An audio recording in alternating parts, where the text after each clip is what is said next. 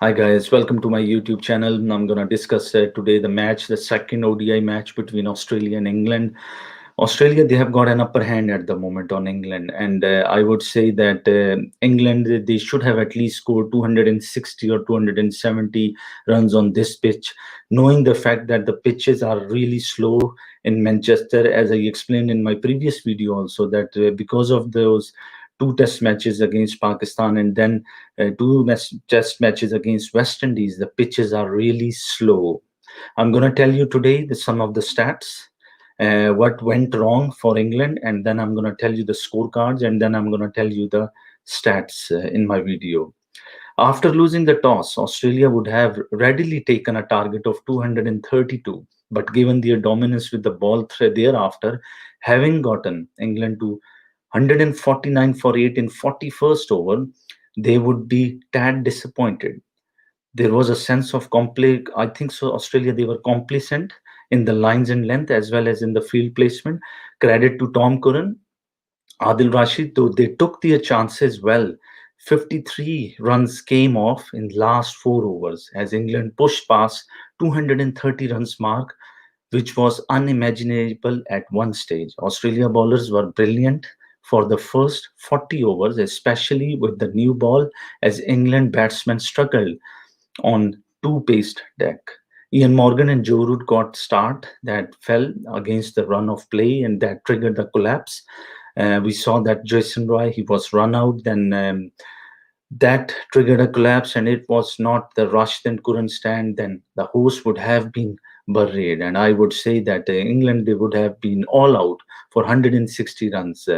England, they should be thankful to Adil Rashid and Tom Curran the way they played, and especially 100 from 149 to 130, 231, they have given England something to fight. I'm going to tell you the scorecards now, and the scores I have got today. Jason Roy.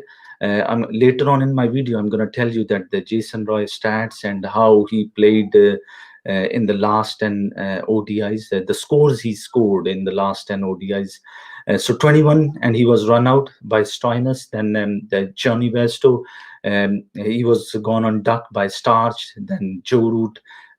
Zampa was really impressive today, and I would say that 232 runs to chase in the second innings on this pitch, it's not going to be that easy for Australia as it is looking at the moment. It's knowing the fact that Australia, they don't have Steve Smith in their lineup. So Josh Butler, I think so that review was crucial. Quite a lot of people on social media, they criticize umpiring. Even I could criticize umpiring the standards in the previous matches also, especially when Pakistan, they were playing against England in 2020 matches. So umpiring standard has been really below par in this series and the series before against West Indies and Pakistan. Chris Wokes, he scored 26 runs. Then Sam Curran, he scored one. And with Tom Curran, really impressive 37 runs with a strike rate of 94.87 in a pressure situation. And then Adil Rashid was really impressive, scoring 35 runs with a strike rate of 135.62. I will tell you now the wickets. Starch, he had two wickets. Josh Hazlewood, he has been impressive in the last ODI, the first ODI, and quite a lot of people, they were criticizing Australian selectors in the last.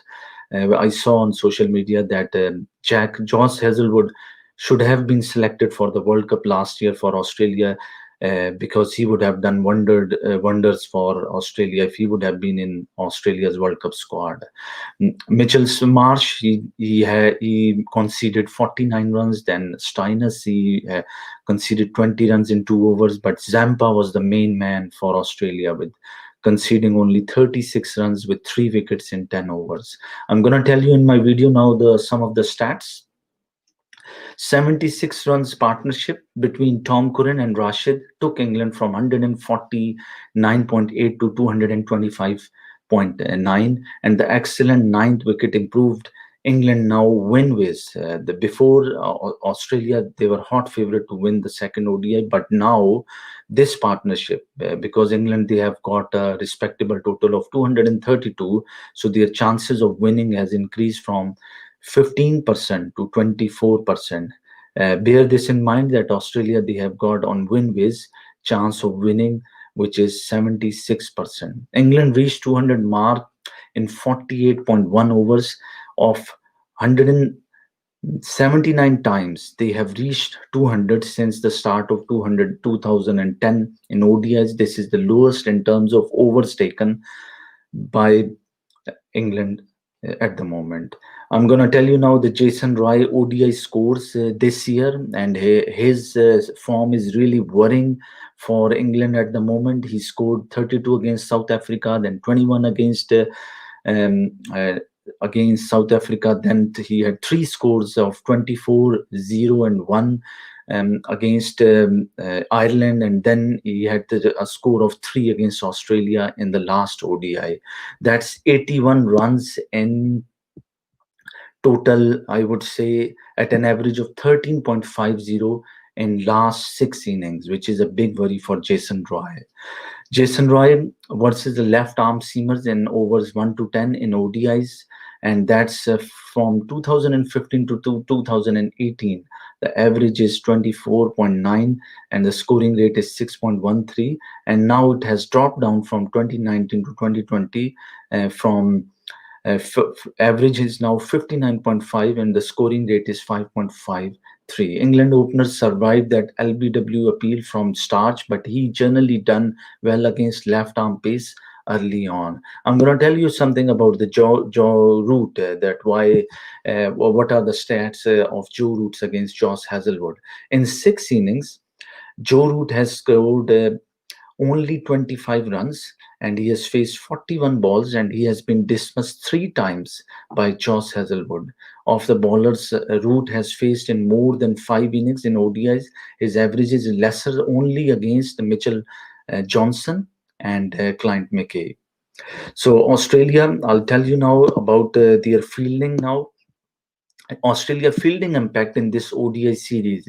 In the first ODI was plus 36.0 and the second ODI it's plus 17.8. Australia have been excellent in the field today also, continuing on form their clinical performance in the first ODI. So the fielding has been main difference. And if we saw and if we remember the last or the third 2020 between Australia and England, England fielding was really poor, and that was one of the reasons they couldn't win the third 2020. Joe Root has scored 3 runs so far after facing 25 balls. He faced 25 balls in ODI's innings on 96 occasions, and this is his slowest start. The previous slowest was 6 of 25 against New Zealand in 2019 World Cup final. Root ended up with 7 for by just facing 30 balls in that particular innings. England have scored at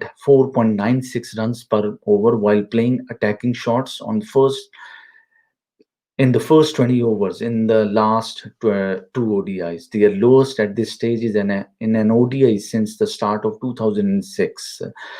Adam Zampa in ODIs since 2020 versus right-handers wickets. He has taken now 14 wickets and he averages 22.9. I'm also going to share that Adam Zampa versus left-handers, he has taken only 1 wicket at an average of 77. So Adam Zampa is really good against right-handers with 14 wickets and 22.9 average. Adam Zampa averages of 22.9 against right-handers in ODIs this year is the lowest in a calendar year since making his debut in 2016. The leg spinner bowling a lot quicker, 88.5 kph, and fuller, which is 38% full deliveries this year. So Adam Zampa, he has been really good this year for Australia.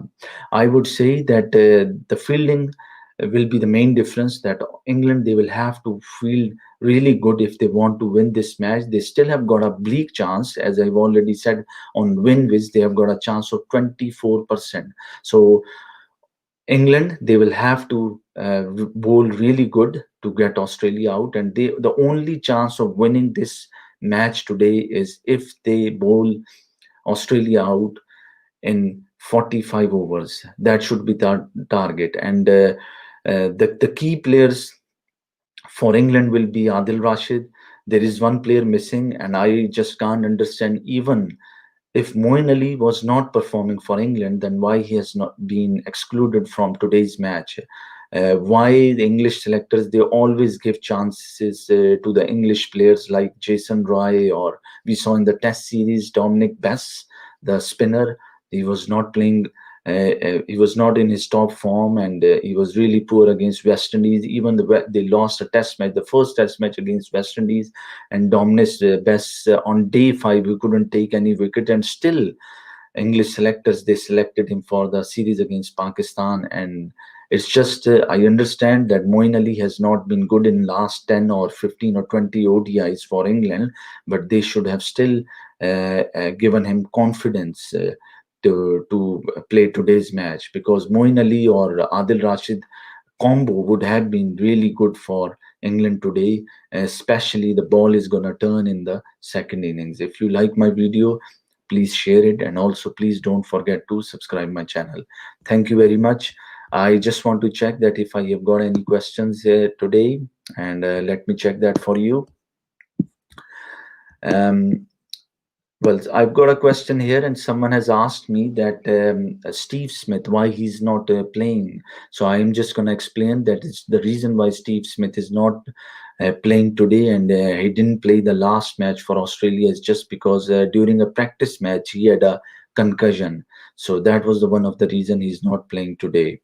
If you like my video, please share it, and also please don't forget to subscribe my channel. Thank you very much. Bye.